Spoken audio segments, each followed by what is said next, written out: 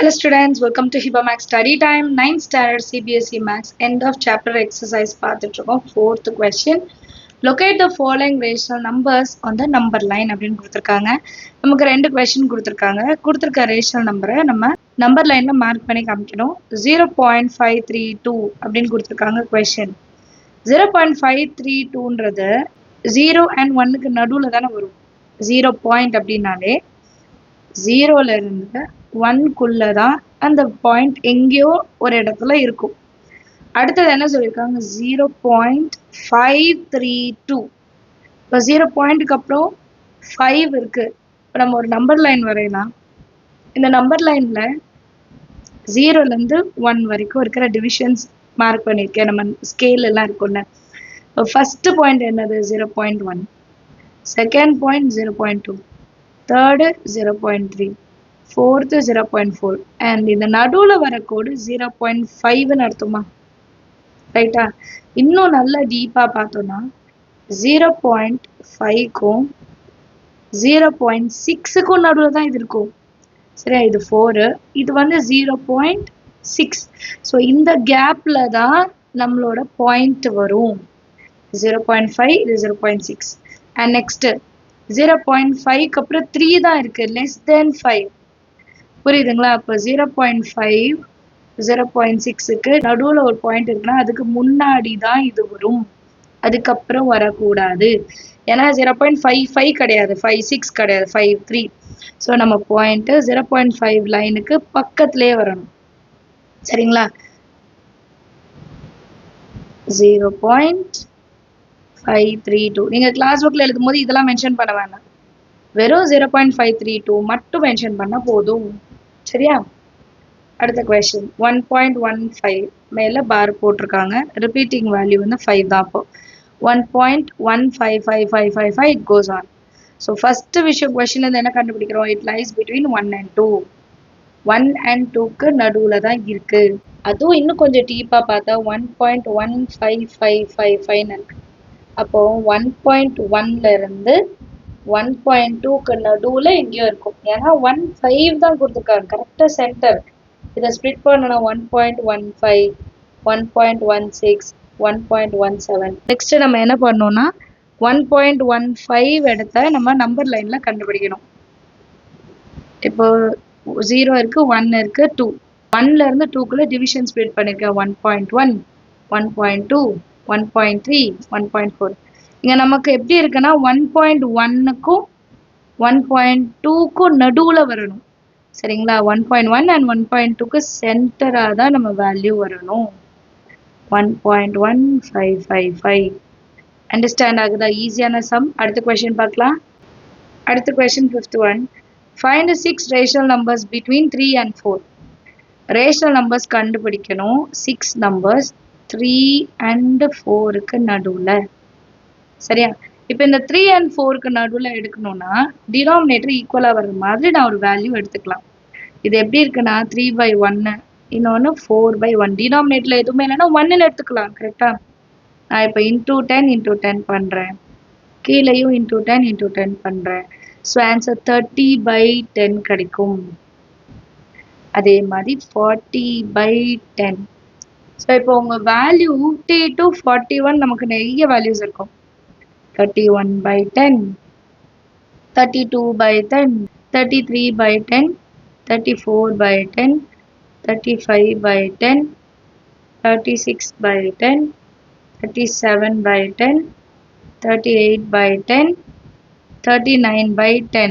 இதில் எனி 6 ஏதாவது 6 நம்பர் நம்ம எடுத்துக்கலாம். எது வேணால் எடுத்துக்கலாம். 32/10 எடுக்கலாம், 35/10, 36/10, 37/10, 38/10, 39/10ன்னு எனி 6. இது வெறும் 10/10 தான் பண்ணுமானா கிடையாது. இதுலேயே நீங்கள் டிஃப்ரெண்ட் வேல்யூஸ் கண்டுபிடிக்கலாம். நீங்கள் சேம் வேல்யூ தான் மேலே கீழே எடுக்க போகிறோம், டினாமினேட்டர் சேம் வரணும். ஃபார் எக்ஸாம்பிள் 3/1 × 7/7 கூட எடுக்கலாம். அதே மாதிரி 4/1 × 7/7 கூட எடுக்கலாம். 28/7. நீங்கள் எப்படி வேணால் எடுத்துக்கலாம். ஆனால் டினாமினேட்டர் வந்து சேமாக வரணும், ரெண்டுத்துக்கும் சேமாக வரணும். அடுத்த கொஸ்டின் பார்க்கலாமா? Next question 6-1. Find 5 rational numbers between 2 by 5 and 3 by 5. Solution 2 by 5 and 3 by 5. இப்போ டினாமினேட்டர் ஈக்குவலாக தான் இருக்குது. ஆனால் 2 and 3க்கு நடுவில் நம்ம டேர்ம்ஸ் எடுக்க முடியாது. கரெக்டாக நம்பர்ஸ் ரேஷியல் நம்பர்ஸ் எடுக்க முடியாது. ஸோ நான் என்ன பண்ணுறேன், 2 by 5 3 by 5 same into 10 by 10 into 10 by 10. அப்போ 20 by 50 30 by 50. இப்போ 20 to 30க்கு நடுவில் எனக்கு நிறைய நம்பர்ஸ் இருக்கும். என்னென்ன வரலாம்,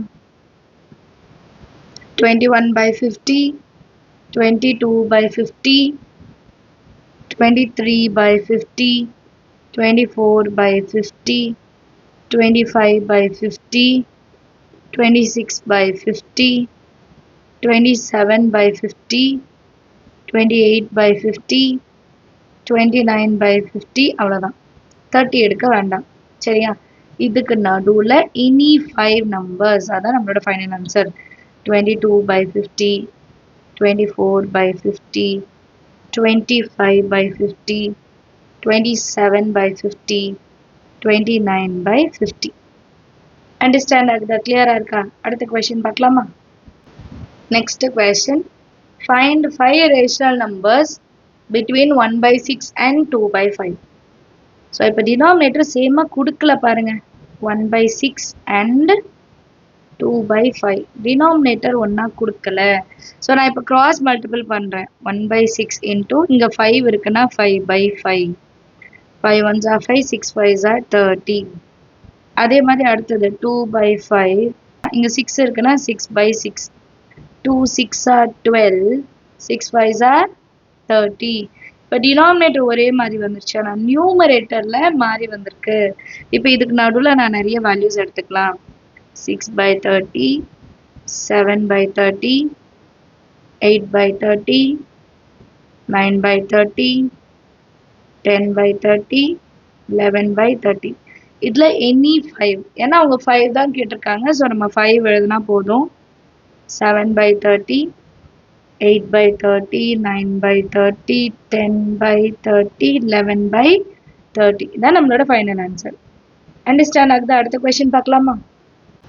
Next question, if x by 3 plus x by 5 is equal to 16 by 15, find the rational number x ன்னு கொடுத்துருக்காங்க. ஸோ சொல்யூஷனில் x by 3 plus x by 5 is equal to 16 by 15 எடுத்துக்கலாம்.